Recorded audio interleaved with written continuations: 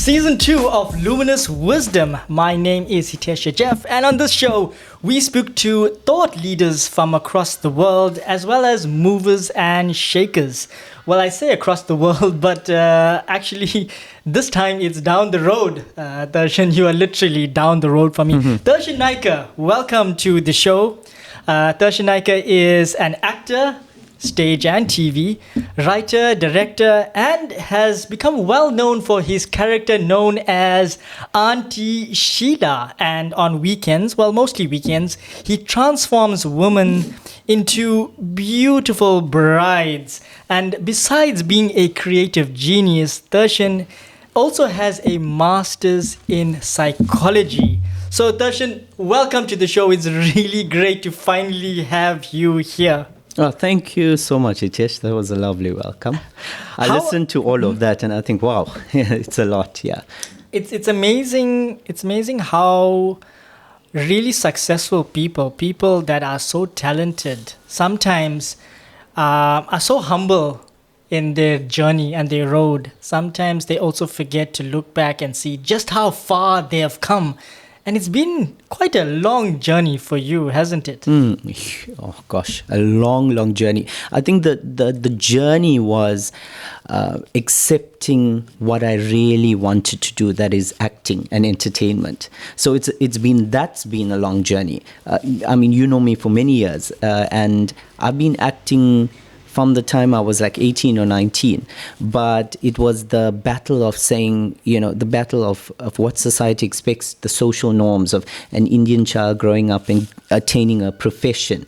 And so that was my biggest battle, is to say, hey, you know what, I want to put psychology aside and be an actor and an entertainer. And with that came the frowns. It came, oh dear, are you going to make an income? Is that a real job?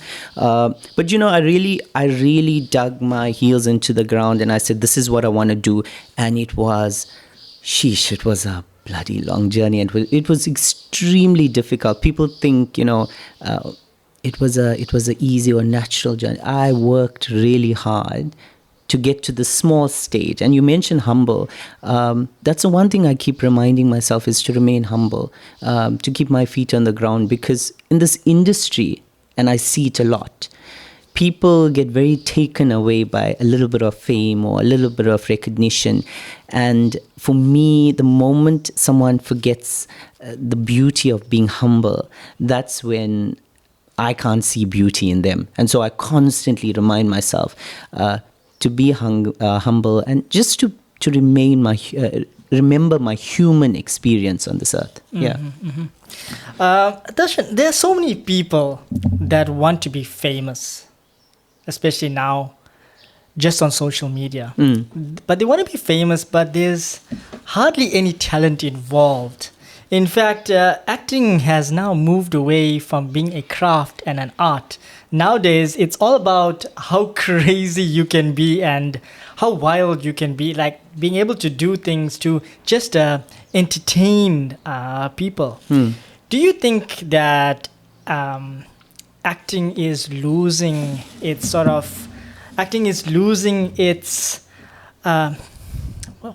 is the word I'm looking for? That the craft of acting is actually dying. Whereas if you're just famous, if you just act silly, you can just be put onto stage or TV. Okay, let me start by answering the question of fame, right? For me, I don't consider myself famous, and that was never my intention to be, that word famous. By God's grace, by the things that I do and I enjoy, I've gained recognition and people have appreciated my content. So yeah, fame for me is not very important as long as I'm enjoying what I'm doing. That is acting, and very important, the message. So even with Auntie Sheila, who's basically given me the most recognition, there's the message behind comedy. Going back to, I don't believe that you cannot have talent. In acting, you can only go with your good looks, your good body, and all of that to a certain extent, and thereafter it's going to fizzle out, and your pure talent must shine through. But also understand that now we're in a different day and age, where if you look at the new apps or the social media craze of TikTok and stuff, it's about looking good. It's about, just doing the silliest thing, but gaining a recognition. So I think when you have to put it in perspective, it's different markets. I've noticed, and this is one of my biggest realization. Facebook demands a kind of content that is different to TikTok. And what works on TikTok doesn't work on Facebook and doesn't work necessarily on Instagram. So it's about understanding social media. But if you look at pure acting and in film, I strongly believe it's talent and it's craft that eventually shines through. You have to have that. Even as we progress more and more, I think nowadays it's the talent and that's shining through. People, younger kids are so much more talented. I personally cringe when I watch some of the movies that I've acted in. And I want to change performances and I want to be a better actor each time I see it.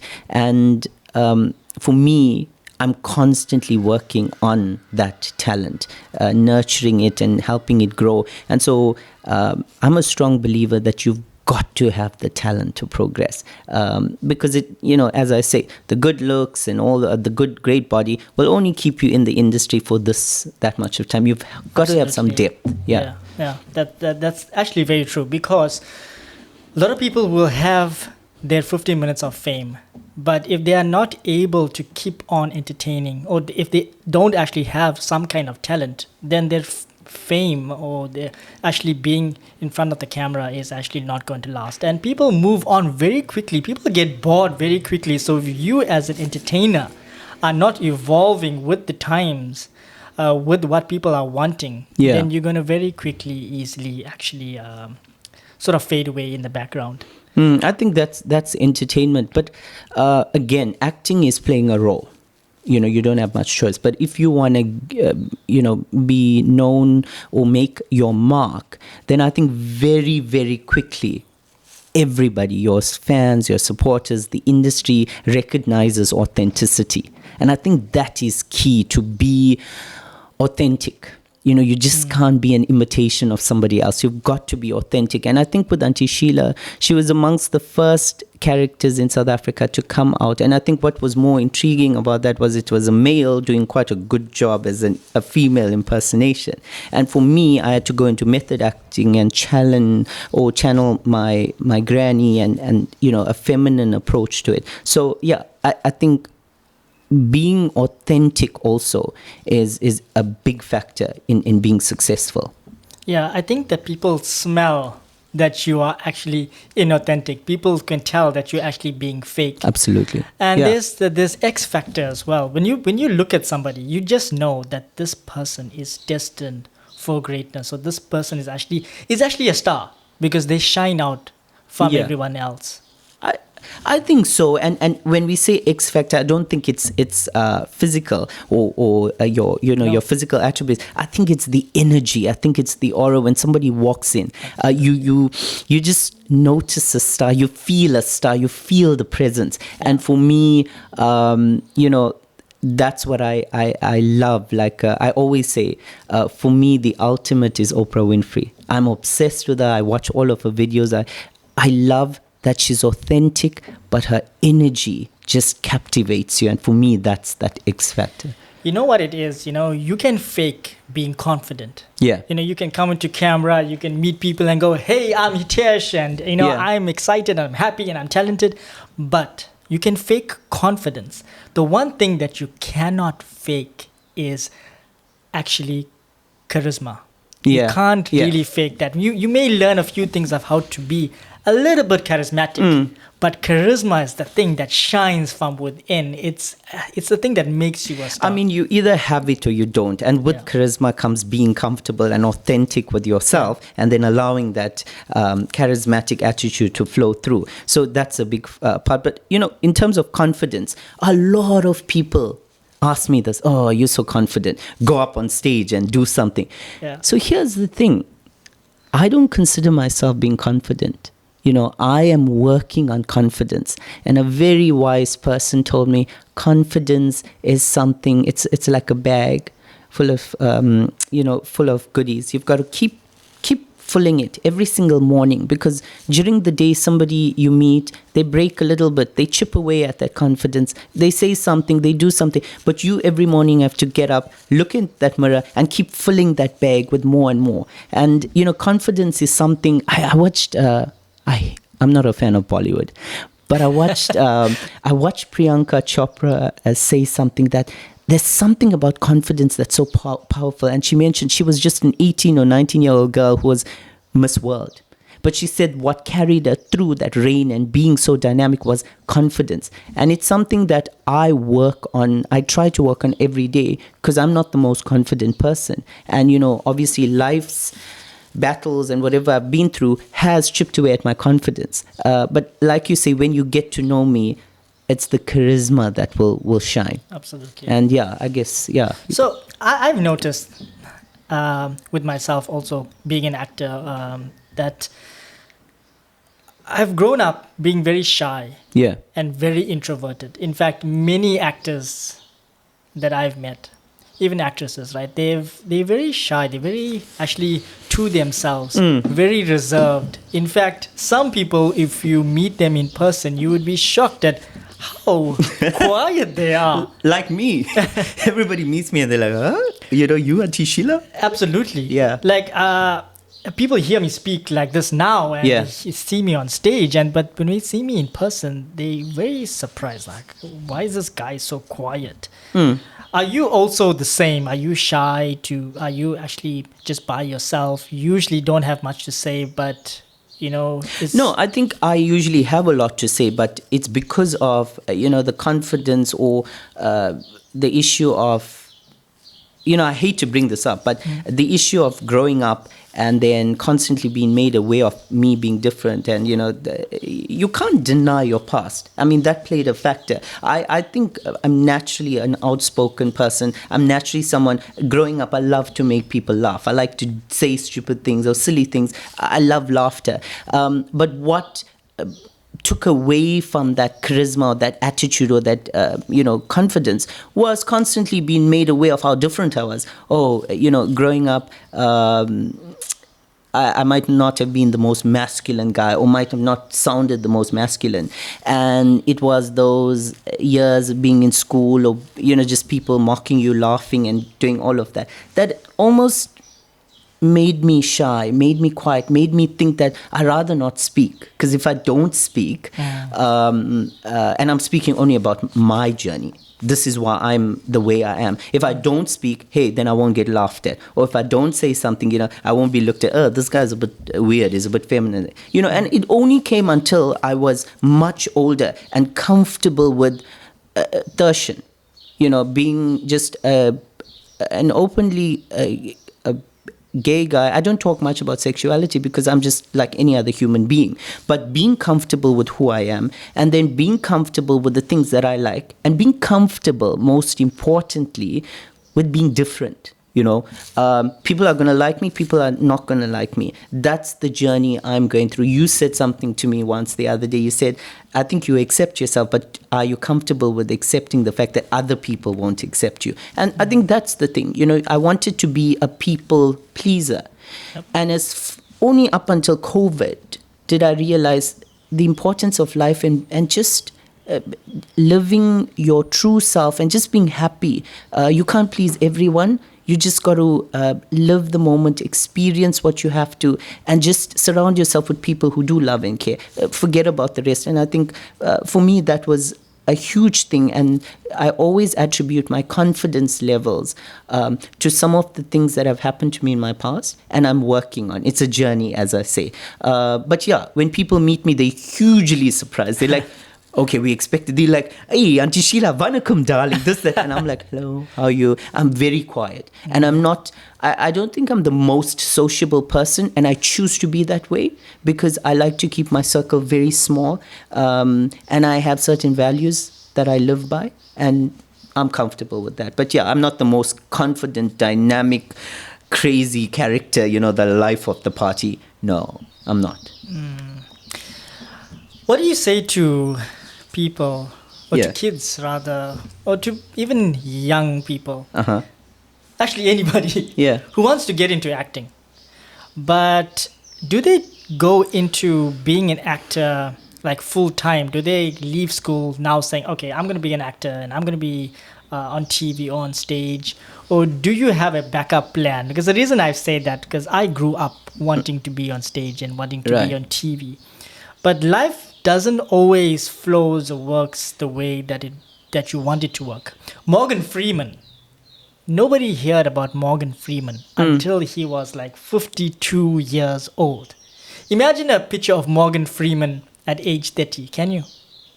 You can't really, right? I'm imagining myself trying to get in. So, you were saying? Yeah, go Yeah, so like with Morgan Freeman, he managed to get onto TV or managed to get to a level of fame after the age of 50.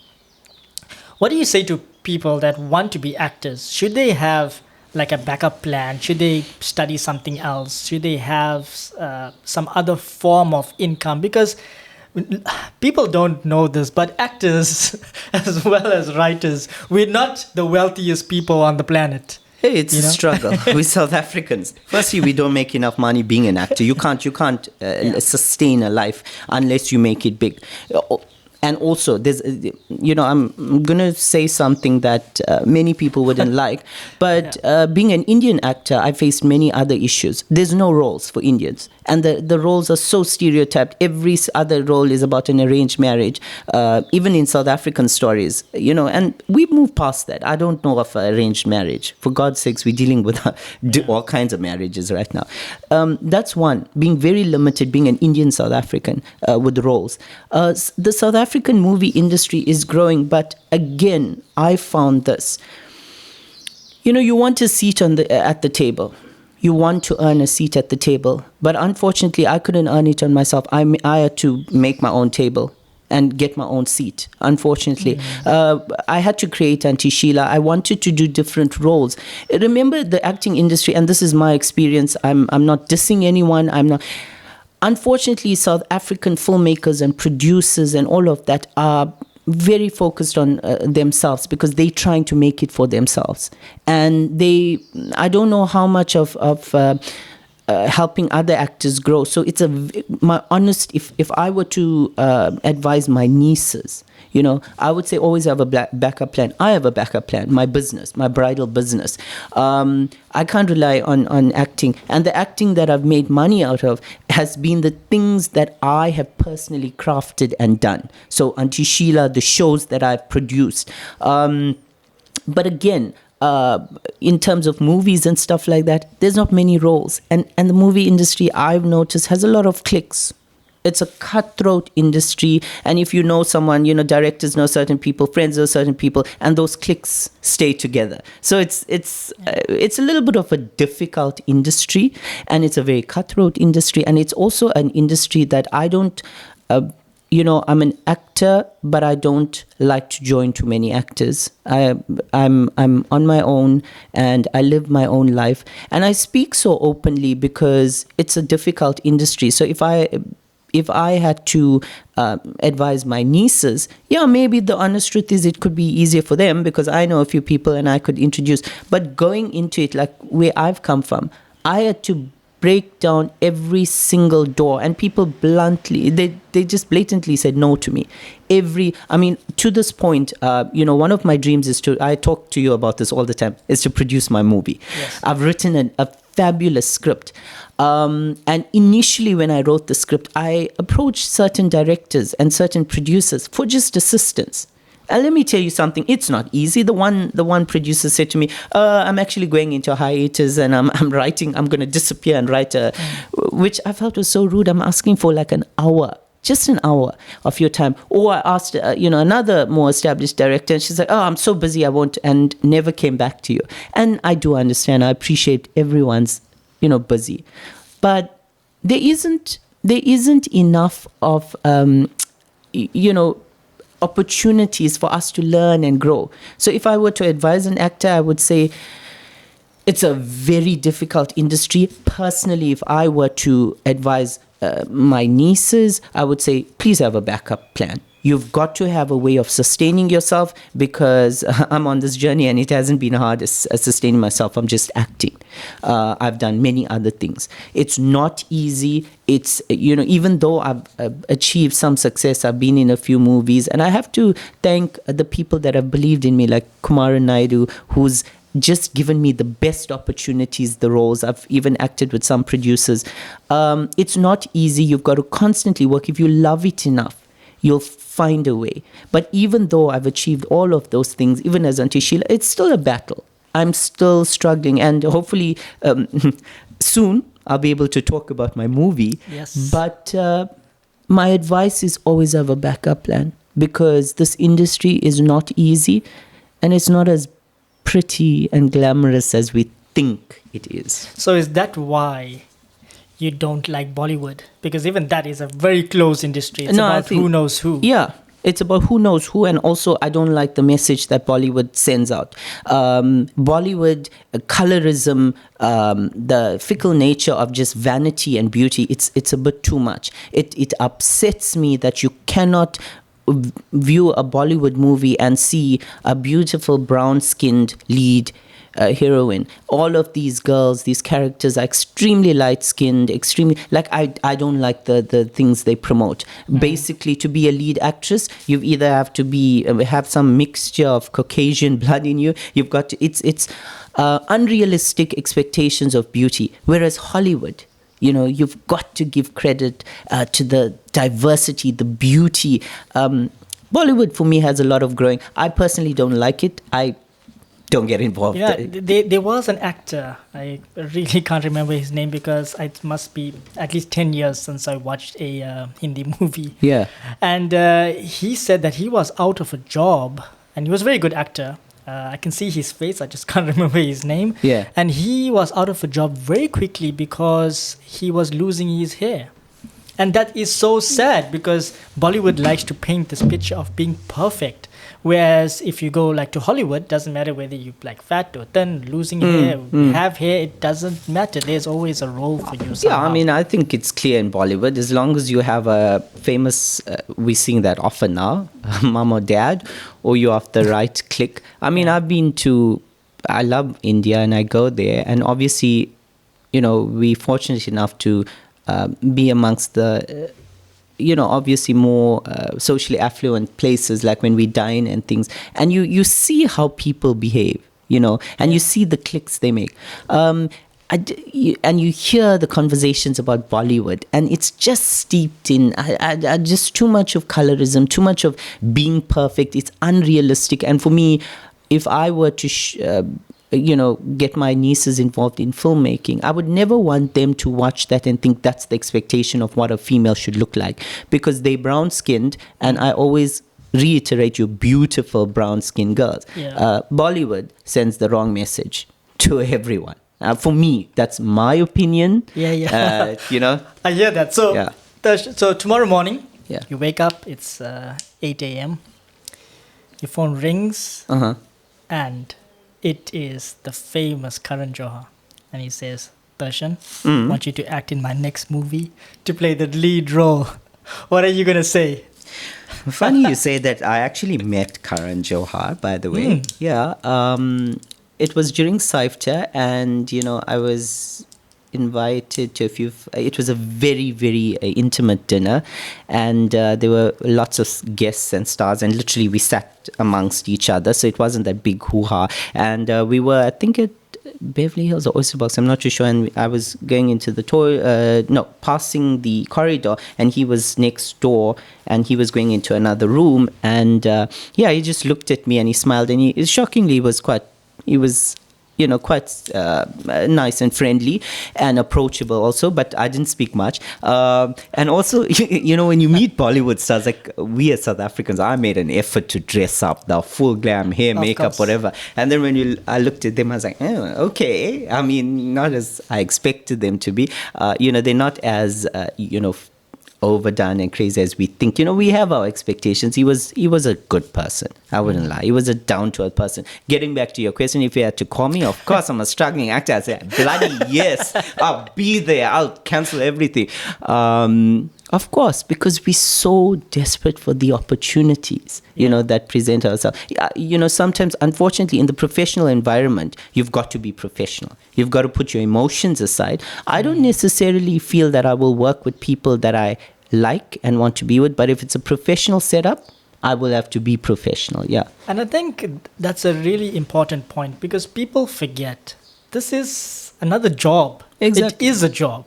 You have to be really good at what you do. Yeah. I mean, if you're a surgeon, if you're a doctor, you can be like just the best in the world, but it's also just a job. It's an art and a skill, but it's also just another job. And people sometimes forget that actors are just ordinary people, just like you and I. Absolutely. Walking around. And so what do you think about the South African Indian movie industry? Like recently we had the release of Keeping Up with the Kandasamis. I think it was a third version of it, right? I found that movie absolutely amazing. I'm so blown away and really so proud to actually be South African Indian. Yeah.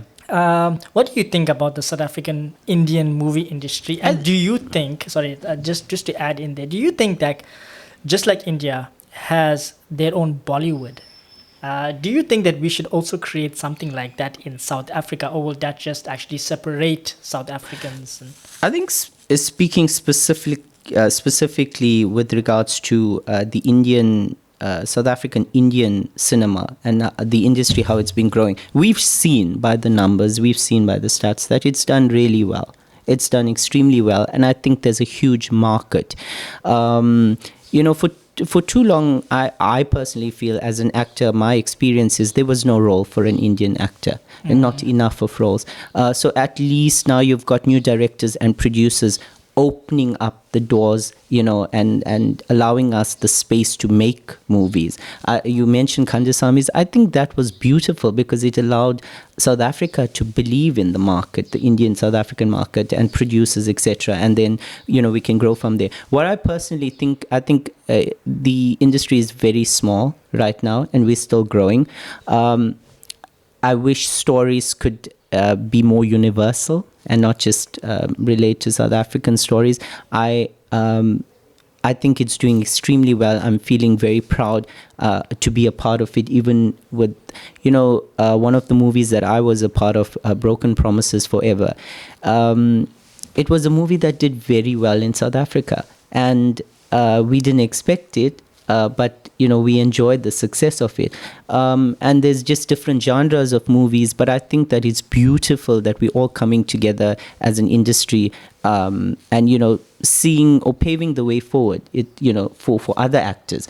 My only wish for the industry is that, and I'm gonna be honest, I wish we'd have a chance to develop more, and I wish people would want to teach other, like young producers like myself and directors, share that knowledge. I always say, as a makeup artist, I'm not afraid to share my knowledge, with someone else. I'm not afraid to share, because you will never be me and I'll never be you. Sharing your knowledge only empowers you further.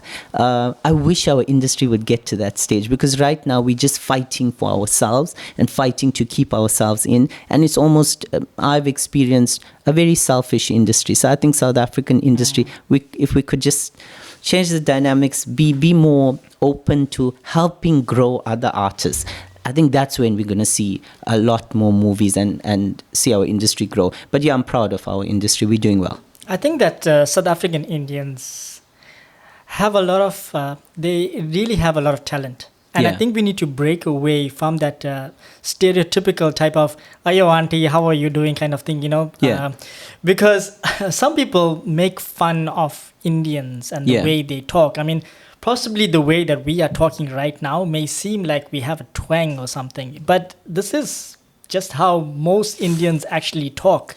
And it's nice to see movies that are showing that Indians are just like everybody else. We're not just one group of people that talk in a certain way. Yeah. So I think, look, That was a huge thing when Auntie Sheila came out. Everybody spoke about, Auntie Sheila is too, Indians have moved past that. We've moved beyond that. But we also have to look at it in perspective in terms of comedy. If you look at the African culture, there's a lot of the nuances, the African tradition that when they go into comedy, they bring about that typical style of talking.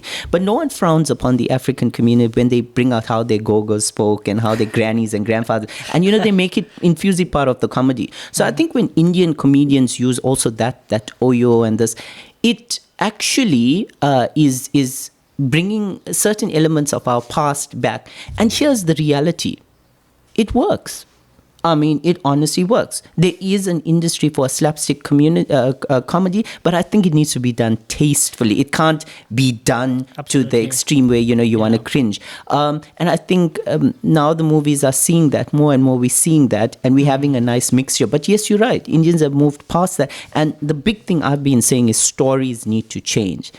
Indians are faced with different issues in corporate world, issues in marriage. We have other issues, not just those ideas that we spoke about back in the day. So yeah, I think we need a lot of growth, and but I think we're getting there. Yeah. Mm-hmm.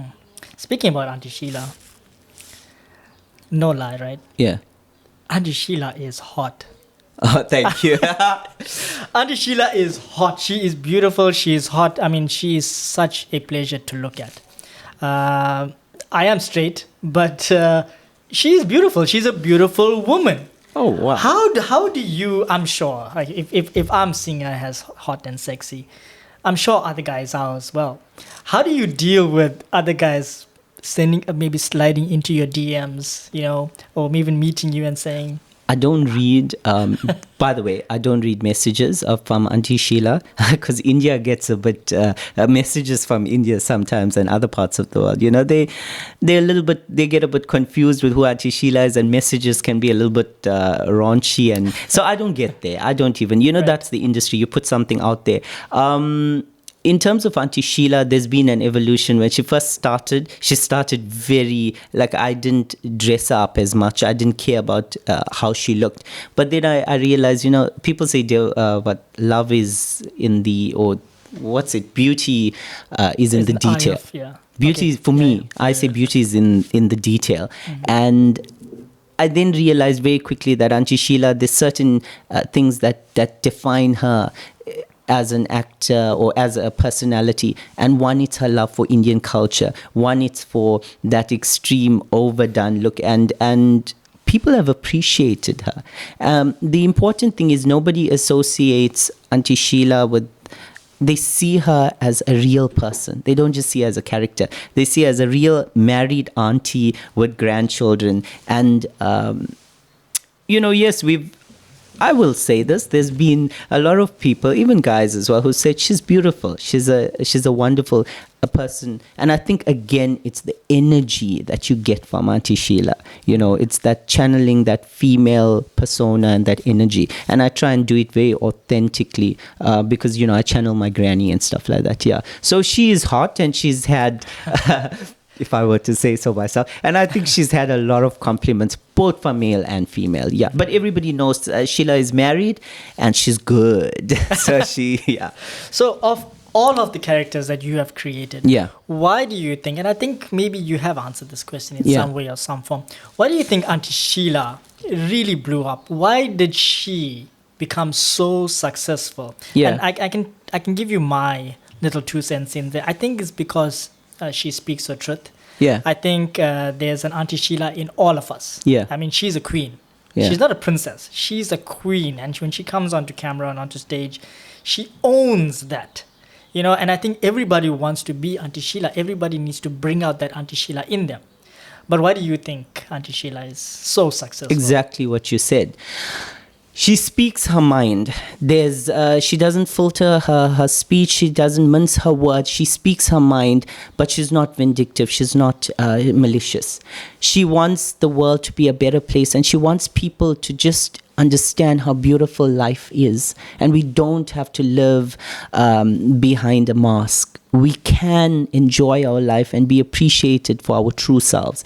And I think with Auntie Sheila, she always emphasizes Be yourself and do what makes you happy, but be responsible. And most important is the world needs love. And I think Auntie Sheila tries to tell people, Mother Teresa nicely said it, the only thing that can cure the wars, can cure the hate, can cure the illness is love. A little bit of love. And there you go. Love is yes, it is. Yes. Love is truly the answer, and that's what she tries to promote before judging someone. If you would take some time to love them and understand what they're about, trust me, that judgment will come from a different place. So for me, I think what stood out is Auntie Sheila. She was authentic, and everybody felt the love that she wanted to send out. She had that. My granny was full of love. I grew up, I had the privilege of being in a time and in a space where I was so surrounded by such an abundance of love. And I think why people love Auntie Sheila is, as you said, we all have an Auntie Sheila in us. We all want to speak out and speak our minds. But society has socialized and conditioned us into thinking we cannot have our true opinions. We have to filter it. So I think that's what Auntie Sheila says, the things we want to say, but we're afraid to say it. And that's why people have, connected. I love that. When was Auntie Sheila born? 2010, I wanted to do I did a play at the Playhouse called Charos in Denial. And we looked for a comedic character. And initially, it was, so I channeled my granny. I said, my granny was this huge character. She said the craziest things that made me laugh. And so I wanted to channel her. So I came up with this auntie called Auntie Kamla. Initially, it was Auntie Kamla. And then, but in 2010, there was this great song that My Name is Sheila, Sheila Ki Javani. Yes. And someone said to me, okay, cool. Now, I think you should tie in with the song and make it Auntie Sheila. That's how the name. So what I noticed was as soon as Auntie Sheila, it was a 5-minute segment in a 3-hour play. But as soon as Auntie Sheila walked out on stage, that whole Charos in Denial, the title got forgotten, and people started calling it, just with 5 minutes, Auntie Sheila. When I walked out the first night, I knew something was huge about this character, but I never expected it. I did the play and I stopped. 2010, never did anything else. Then when my granny passed away in 2016, it was such a difficult time for me. I wanted to keep a legacy alive. And only in 2016, I launched the first video of her. It was in December. And I put it out and I just left my phone. And somehow, in the next hour, it had 20,000 views. I had people from Australia phoning and saying, hey, is Theshan wearing Ayasari? And, family story. It became overnight, that Christmas, that New Year, Auntie Sheila was being spoken about in every Indian home, every Indian function. It just blew up. So that was, I think, 2016, the first video. That was when she went crazy. How much of Auntie Sheila is you? You in terms of maybe just what you want to be, or just who you are, or just your thoughts, your opinions? I think if I wasn't as tainted by my life's journey, by all the harsh words and criticism that I've been exposed to, I could have probably been an Auntie Sheila, not a woman, but the male version of Auntie Sheila. Yeah. And I probably would have been as outspoken and vibrant as she is. Auntie Sheila is the pure energy that wasn't tainted. That's her pure energy. So a lot of, I wouldn't say she's 100% me, but I say she's a lot of me. A lot of me goes in there, and my authenticity, and a lot of my confidence. Obviously, if I wanted that's my confidence there before it was tainted by everything else that happened. Yeah. I would like to know. Yeah. Who marries Auntie Sheila? Because, as you said, she has a husband, right? Right. Who is this guy? Because he must be really something else to be able to live with Auntie Sheila. I don't know whether you've actually had time to think about this or think about Absolutely, the character. it's my... So who is this uncle? And what does he do? And does he have a name? I think Auntie Sheila always calls him uncle. She's very private about uncle, but she talks a lot about uncle. And uncle is there. Her success depends on him. Wow. And her success means nothing without him. And I think there is a real uncle, and there is, obviously, I say this, Auntie Sheila is a Pakka Tamil woman, but married to a Hindi guy. Oh, that's nice. And so that is why she kind of picks on, she Right. throws jabs at shots at Hindi people, but in the loving way, because the love of her life is a Hindi man. And initially her first videos was to help people understand. It was never about criticizing Hindi people. It was about people understanding how crazy or silly we sound when we make such a divide between Hindi and Tamil. That was where she started. So yeah, Uncle is a very successful, educated person who loves education, knowledge. He prides himself with knowledge. And basically, he's the foundation in her life. And I always say this, he's the love in her life. I always say Shiva and Shakti. He's the Shiv in her life, and she's the Shakti. And together, Uncle and Auntie Sheila are one. They Shiv Shakti. And without, I wouldn't, he's a strong man. And how he deals with her is purely by loving her, giving her an abundance of love. And I think you see that love, that beauty you see in her, and that love, that beauty is radiating from his love, basically. Will we ever get to see Uncle sometime in the future? The strong character. I'm sure he's just as funny as Auntie Sheila. God knows. God knows. I don't think so. I think if I were to plan a character, to play Uncle is so important. Sheesh, I would be I'd be very crazy and pedantic about who would play Uncle. Who knows? If one day I get the opportunity to make an Auntie Sheila film, which is my dream, I'm sure I would want to show a little bit of Uncle. I was actually thinking that this morning. Can you imagine Auntie Sheila goes to Joburg, or Auntie Sheila helps someone get married, or, some kind of like series, where Auntie Sheila is doing all these crazy things. I think the world is ready and hungry for Auntie Sheila the series or Auntie Sheila the movie. I hope so. And I think, she's just dynamic and beautiful in many aspects. It's like the culture she brings, it's the beauty factor she brings, it's the words and the conversation she brings. I think I'm ready also for what you just said. And I pray to God opens the doors, and I can make something soon. Yeah. Does Auntie Sheila and Uncle have kids? Yeah. They do? They do, yeah. And we talk about it in play. She has 2 sons. Right. She's very proud of. So Auntie Sheila's home is a very important part of her home is knowledge. Knowledge is power, because stemming from Uncle and stemming from education, and she prides herself by telling everyone her eldest son's a doctor and the other son's an actuary, and not being a show off about what their professions are, but placing the value of on knowledge. And knowledge is power. You want liberation, you want emancipation, you want freedom. Get yourself an education and get yourself a good... That's how, for me, what freedom means. Education is freedom. Allowing yourself to think beyond just your what we were brought up thinking about. So she has 2 sons with 2 beautiful daughter-in-laws. Okay, so they are married. How old is Auntie Sheila then? Auntie Sheila is gifted. Fountain of youth, I suppose. She drinks every single day a bit of that. I think she's about 58, going 60, yeah. This hot auntie, that one. And by the way, Sheila's role model, as much as I sound like a hypocrite, she does love someone in Bollywood, which is Rekha. And the beauty of Rekha, the goddess qualities of Rekha, the way she dresses, the way she carries herself out. I think Auntie Sheila's role model is Rekha. Yeah, it makes sense. How does Theshan prepare to be Auntie Sheila? How does Theshan put on Auntie Sheila? The whole, the makeup. It's a total transformation. You can kind of see there's Theshan in there, but really you do an amazing job. I've seen some.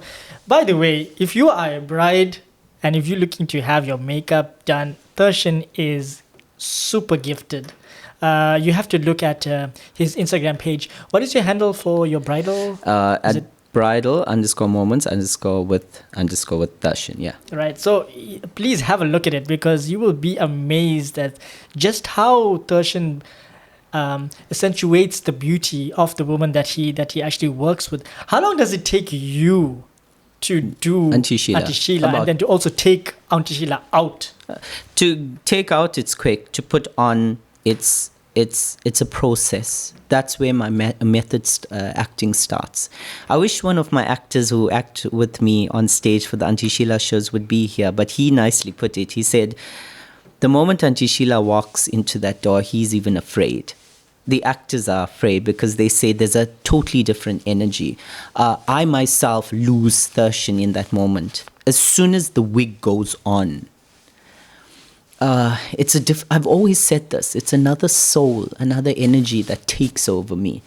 And during that process of shaving and putting on the makeup, I start channeling Auntie Sheila. I go to the extent of having different fragrances for Auntie Sheila. Her wardrobe is separate. Her wigs. Auntie Sheila has a life of her own, and it takes about 2 hours. And in that process, I'm Auntie Sheila.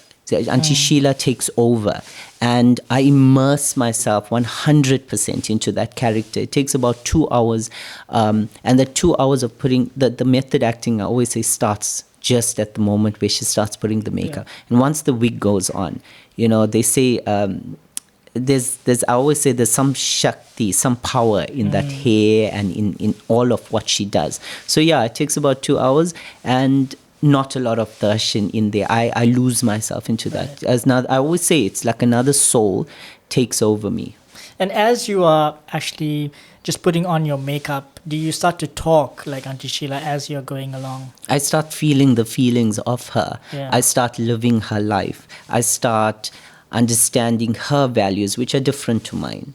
I start going through all of that. I start, talking. As soon as I get in, everything, I become strong, but I also become vulnerable. And that's the beauty of Auntie Sheila. She's strong. She has a lot of strength and power, but she has a vulnerable side also. And that's how people connect. So, yeah. How do you find the inspiration for some of the work that you do, some of the scripts, some of the writing that you do for Auntie Sheila, or for other works that you do as well? For Auntie Sheila, I never write anything, never have a script. I always just talk off my head. I have an idea in mind. Where I get inspiration every day. If I see a couple fighting, or if I hear a conversation, or if I read something on Facebook, that's where it's every day. It has to be relevant. In other where I'm writing movies and stuff like that, it's part of my journey, my experience of life. I want to write from a very from experience and the things I've experienced. So there's some authenticity to it. Yeah. So did you always want to be an actor when you were growing up? Was that something that you always wanted to do? Because I always found myself on stage dancing or singing or doing something to entertain people. Is that what your childhood was like? Did you just know that? I think I was an entertainer from a baby. I think, shockingly enough, no, I don't speak about this. I've never said this, in fact. Mm-hmm. I loved Bharatanatyam dancing. I was like literally 3 or 4 years when I was just taken away by Bharatanatyam dancing. And I would learn it on my own. And I was very young, and I would start dancing for family members. And very young, I remember an uncle saying, nope, that's only for girls. You got to stop that. And that was the first start of being told, oh, what you're doing is not right. So that was one of the things. So I was an entertainer from a baby. But from very young in my age, I wanted to actually become a fashion designer. And I had the opportunity of meeting some great fashion designers at a very young age, one of them being a very famous Nadine Pillay. I was about 10 or 11 or 12, and I loved fashion designing, and I was so good at that stage. And yet again, we were at a braai, and I said I want to be a designer, and an uncle said, designing is for girls. You want to draw dresses? And immediately that just died off. So acting, I never thought I would be an actor, because I knew I liked to do skits at plays at school, and I was good at it even in high school, because I felt like instead of people laughing at me, rather they laugh with me and laugh with the content that I put forward. So that was a nice way of, hey, they're not just laughing at me, they're laughing at the work I'm doing. I liked acting, but I didn't have the confidence. I really felt like an ugly duckling. I literally couldn't even look myself in the mirror because I just hated parts of myself. And so I never thought I'd be an actor until I always knew I'd have a profession. I would, study something. And then later on in life, I realized, hey, 18, 19, it is something. I've always done it, but I never knew it's a profession. And then I think the first professional, I did a few plays, Shakespeare plays at Playhouse and things like that. And then one of the big productions I did with you, Mandrax Muniyamman. So that was the first, and I was quite old, I was about 20. And that's when I realized, they say when the stage bug, it gets you, you can't get enough of it. That's when I knew, oh, damn, this is what I love. Yeah. What's a day like for Theshen Naicker? How do you start your morning and how do you get through your day? What happens? Like everyone else's. I get up in the morning.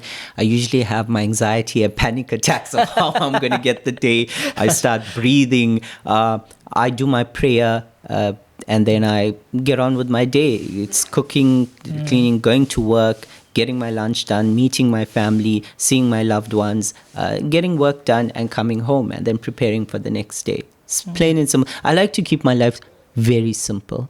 I believe simplicity is underestimated. Like really, simplicity is so much. There's so much of peace in living a simple life. So yeah. How do you deal with now having all of your fans come up to you and ask you for like maybe a picture or like an autograph? How do you, first of all, how is that for you now? Suddenly, from not having anybody know you to suddenly having everybody know you everywhere you go. How do you deal with that? It's easier now with a mask on during COVID, so people don't really fully, but even with the mask, they know who I am. Yeah. Initially, it was the thrill and excitement, right at the beginning, right at the beginning. Wow, people know me. And then eventually you get to the stage where there's sometimes where you're having a bad hair day or you literally feeling sick and you don't want to necessarily stop and talk to everyone, but you have to because it's the right thing to do. I always deal with it politely and I always remind myself how lucky I am to have people that appreciate my work. How I deal with it is, again, I deal with it with a lot of love. I hope that everyone who meets me gets that I just want to share love and I'm respectful to everyone. I deal with every situation with respect. For me, respect is so important. So every person who stops me, I will give them that respect. There are times where I'm running and I'm busy and I'm getting late to maybe fetch my mom or do something. That's when I might just say, hey, and I'll run away because I'm human. I have things to do. But yeah, that's how I deal with it. I hope I deal with it with a lot of respect because I want to give every person who takes the time to say, hey, I want a picture, a lot of love and respect and know that I appreciate you. Yeah. What is the strangest request that you had from a fan, like in person? Was there anything really crazy and strange that you've had somebody ask? No. Like maybe a kiss on the cheek or on the lips? Or... No. I think everyone understands Sheila to be very respectful. But nothing crazy, nothing strange.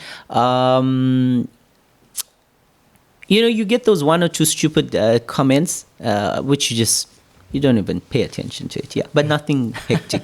People have been super respectful, really. Yeah. No, that's amazing. Yeah. Tosh, as we are now drawing to the hour of our conversation, let's play a little game. Okay. It's called Would You Rather. Right? I'm sure you have heard about this on TikTok or the social media. I don't like games. Just a few questions. Just a few questions, right? Would you rather be invisible, or would you rather have the ability to read minds? Oh, easy. I've been invisible most of my people don't notice me. No, read minds. I'd love to read minds. I'd love to know why some people dislike me and why some people think what they think. I'd read minds, definitely. I think most guys would rather want to be invisible for reasons we would not discuss on this podcast. But I think. No, I still would want to read minds. So, okay, would you rather spend the rest of your life with your partner? If we haven't spoken about love life, and maybe for this podcast we'll leave love life out, but if you had a partner, right, would you rather spend the rest of your life with your partner or date your celebrity crush for 1 year? Partner. I'm all about love. I understand the importance of love. I always say this: when the wig comes out and the audience stops clapping and the fan base fizzles out, I just want love in my home. Absolutely. Someone to lie on, to grow old with. Love, not into celebrity, no. But we still would like to know, don't you have one person that you crush on? Some celebrity that you go, no, my word, not one. Many. Not one, really? Many. Too many. Now with TikTok, it's ridiculous. There's such good-looking people out there. There's beautiful people out there.